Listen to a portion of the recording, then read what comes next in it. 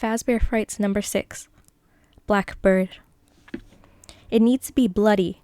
Noel sat backwards on his chair, its straight back between his splayed legs. In spite of the chair's cheap tan plastic and the rest of the room's less than upscale ambience, Noel managed to look cool and confident. Sam wondered how he pulled that off so easily. Feeling like the nerd he was, Sam tried to adjust his long legs to fit another of the cheap plastic chairs. He disagreed with Noel. Horror is not in the blood, it's in the creep factor. Creep factor, Noel repeated. It's a technical term. Noel nodded. I must have dozed off while Grimley was talking about that. More than likely you were staring at Darla Stewart. You make a good point. And we're not getting anywhere. Sam sighed, shifted in his seat again. His legs were cramping. He was hungry, and he was pretty sure he and Noel were the only pair in the room who hadn't come up with an idea yet. Although Sam's back was to the rest of the space, he could hear the jumble of 8 hushed conversations going on all over the gray-walled room. The classroom had little to muffle the intense babble. A few folding tables, some plastic chairs, a portable closet packed with sound equipment, and a viewing screen.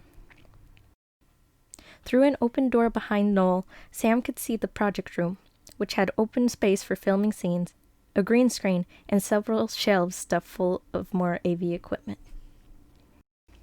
The conversations between Sam's classmates were mostly incomprehensible because they were taking place in cautious whispers and mumbles, lest a brilliant idea get stolen.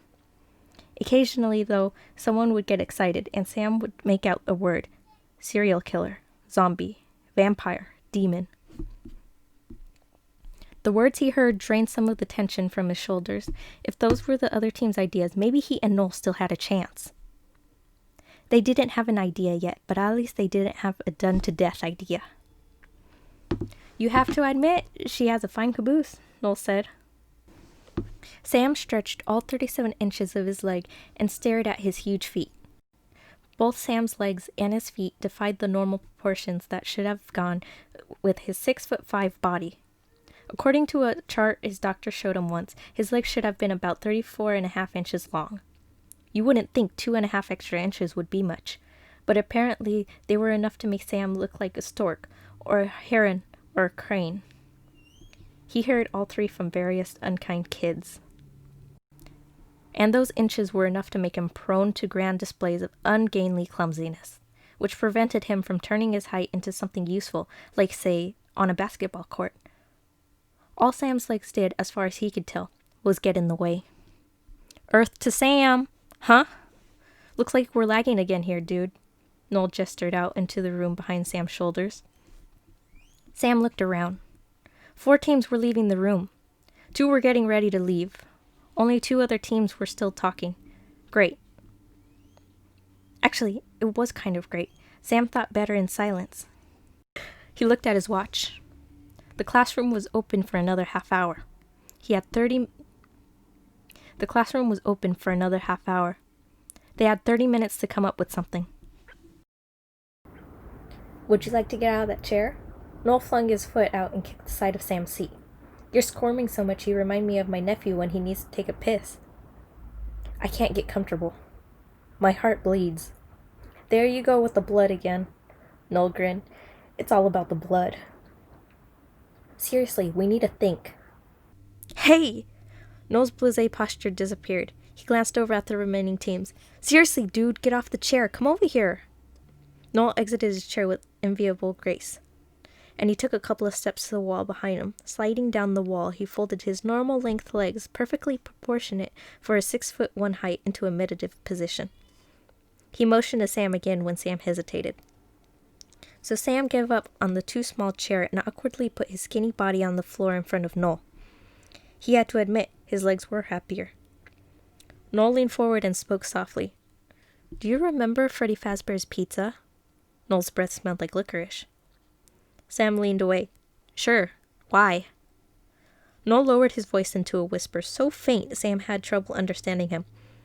All he heard was creepy animat. But that was enough. Oh, those! Sam felt goosebumps on his arms.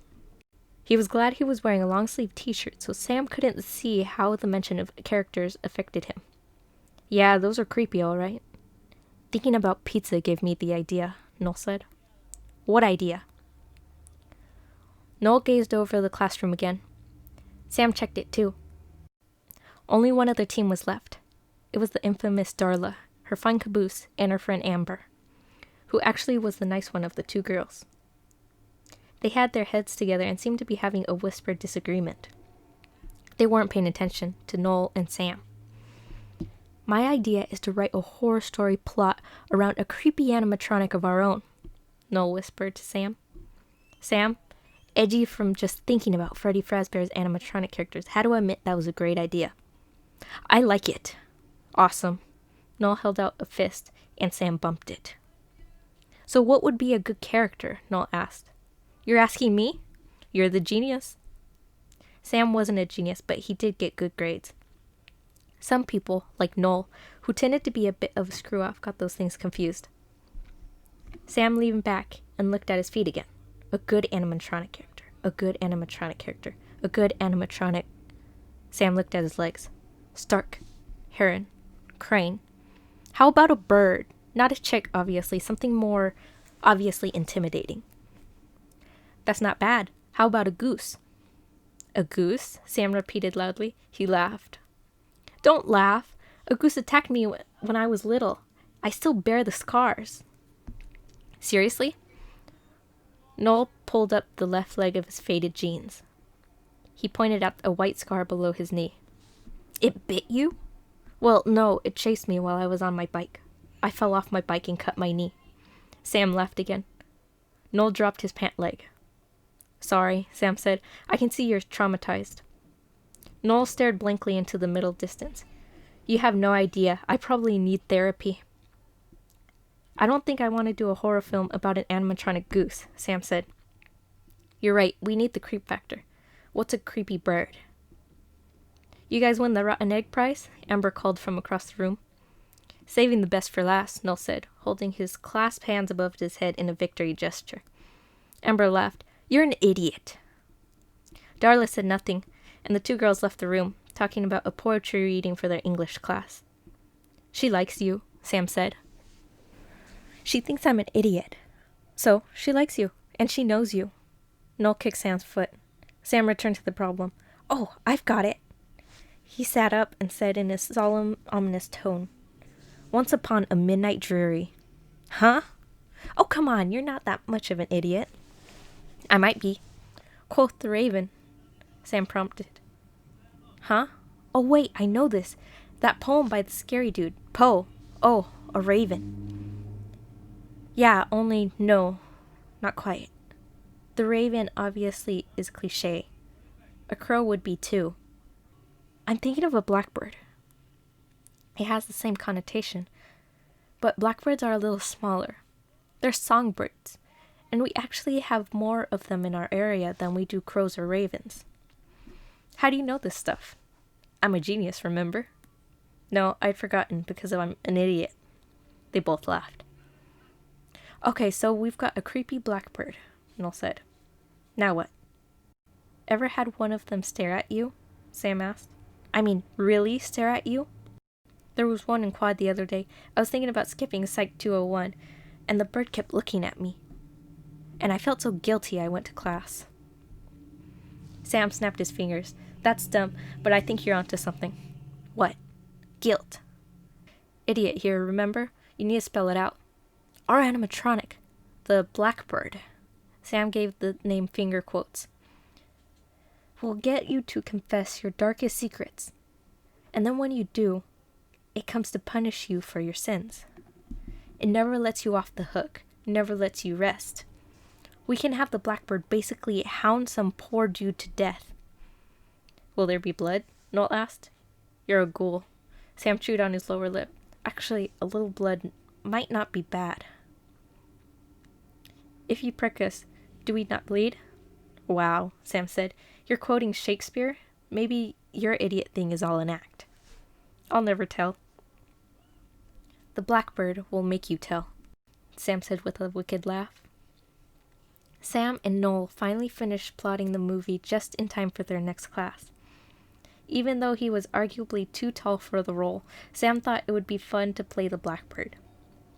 Noel, who honestly didn't want to dress up like a bird, said Sam's size would make the Blackbird look even scarier. That left Noel with the part of the poor beleaguered guilty guy. I can do pathetic, Noel said proudly later that day as they shared a pizza. That you can, Sam agreed. When Noel and Sam were only halfway through their pepperoni and jalapeno pizza, Amber came into the brick-walled restaurant and spotted them. Do you have room for one more? She pointed at the black vinyl booth seats Noel sat on. Noel scooted over. Sure, but keep your mitts off our pizza. I don't want your stinking pizza, Amber said. Sam grinned at Amber, and she flagged down a server and ordered a soda. So what's your movie about? She asked. Wouldn't you like to know? Noel said, eyes narrowed in suspicion. Amber sniffed. As if I was just making conversation. What's yours about? It's about knitting. Her smirk said she was feeling pretty good about her project. Are you serious? Noel asked. Absolutely. Will there be blood? Noel asked. Sam laughed and shook his head. Plenty, Amber said. Noel pointed at Sam. See? Must have blood. Sam ignored him. The pizza place was crowded and noisy. Above the smells of spicy pepperoni, sausage, and tomato sauce, the small space thrummed with the beat of classic rock coming from overhead speakers. Sam waved to a few friends, then watched Amber watch Noel. Sam wasn't sure why Noel didn't ask Amber out. She was cute, not Sam's type. The few girls he'd gone out with were taller and more serious than Amber. But Noel liked girls he could laugh with, and girls seemed to like Noel's blue eyes, athlete's body, and scruffy blonde hair. Amber, also blonde, blue-eyed, and in good shape, looked good sitting next to Noel. She even dressed like he did, usually wearing faded jeans, white shirts, and when the weather allowed it, leather jackets. Sam blinked when Amber leaned across the table, blowing the paper wrapping off the end of her straw toward his face. He told me your movie is about a bird. I think he's lying. Sam smiled. Actually, he's not. You mean like the birds? Noel snorted and waved a slice of pizza around. We're not that derivative.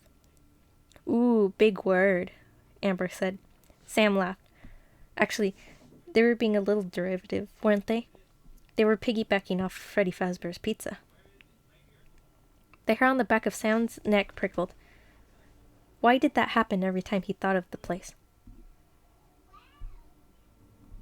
Sam pulled out his wallet and threw some cash on the table. I need to go get started. On what? Amber asked. We'll never tell, Noel said. Amber smacked his arm. Ah, Sam thought. True love. Many of Sam's classmates thought it was pathetic that he lived at home, but he loved it. First, he got along great with his parents, who were supportive and fun. Second, he had way more privacy and space than he'd have in a dorm. His parents had remodeled the basement into a sprawling apartment for him with his own kitchenette, bathroom, sleeping area, and space for his film projects. And third, he liked getting away from the campus at the end of the day.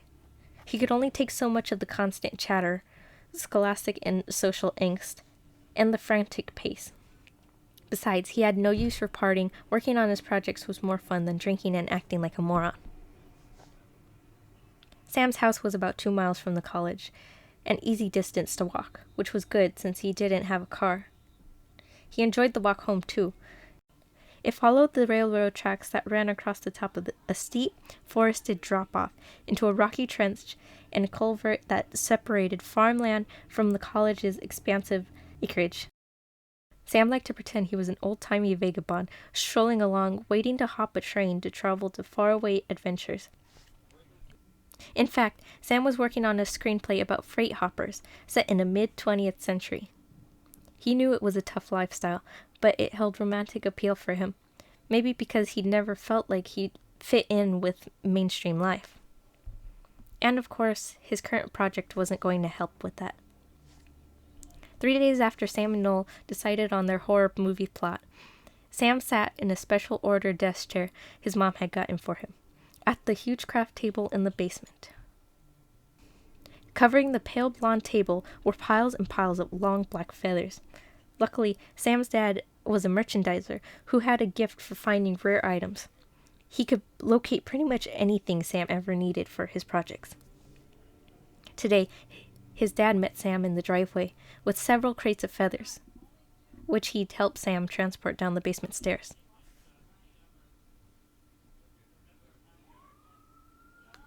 Before leaving the basement, Sam's dad sang out, "Bye-bye, Blackbird." "Very funny, Dad," Sam called up the stairs. He smiled at the answering chuckle and began pulling feathers from the crates.